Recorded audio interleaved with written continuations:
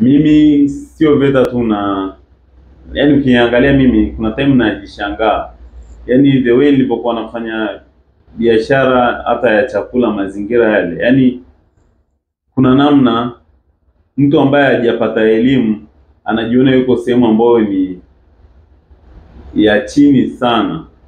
The same nimefanya pia Ilala garage, unajua mazingira ya kama garage yalivyo, yani ndio maana ile scenario nakwambia, nikiona mtu ambaye ananifahamu, kuna wakati nilikuwa najificha ili asinipe vikwazo kwa sababu ya ile mentality watu waliojijengea. Ila ni sehemu ambayo wasomi tunatakiwa tutengenezee hizi sehemu thamani. Kama VETA ni sehemu ambayo tunatakiwa tuitengenezee thamani. Kwa maana ipi?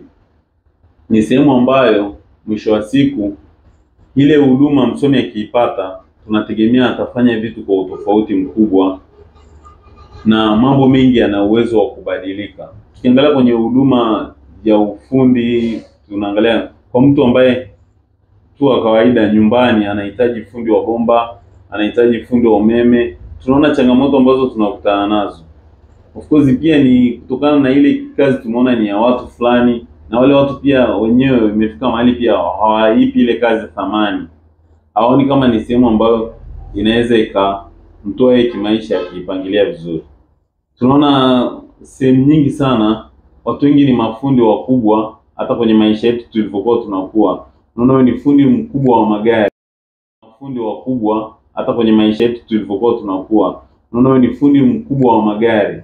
Anamsomesha mtoto, akishasomesha mtoto anaenda kutafuta kazi benki.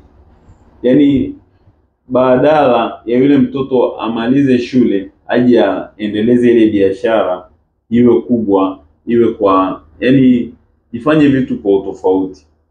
Sasa ni fursa tunaipata sasa hivi kwa wasomi, tujenge thamani ya vile vitu ambavyo tunaviona havina thamani, lakini kwa namna moja au nyingine sisi tunatakiwa tutengeneze mazingira ya kuvibadilisha viwe na thamani kubwa kwenye jamii.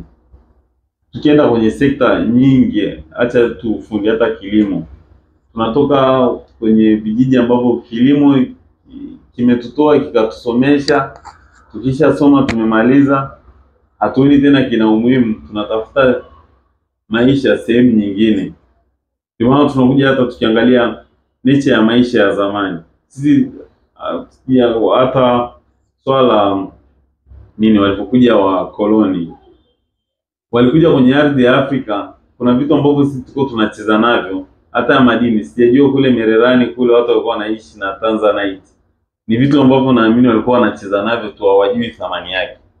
Lakini yule mzungu alikuja na elimu yake, akatubadilisha, akaona hii kitu naweza nikatengeneza hichi, kikabadilisha maisha ya watu. Kwa hiyo na hii ni fursa kama hii swala la VETA waziri analolizungumzia. Tuangalie sisi wasomi, tujaribu kuangalia kwa upana namna ya kulitengenezea thamani liweze kuleta manufaa zaidi kwa watu.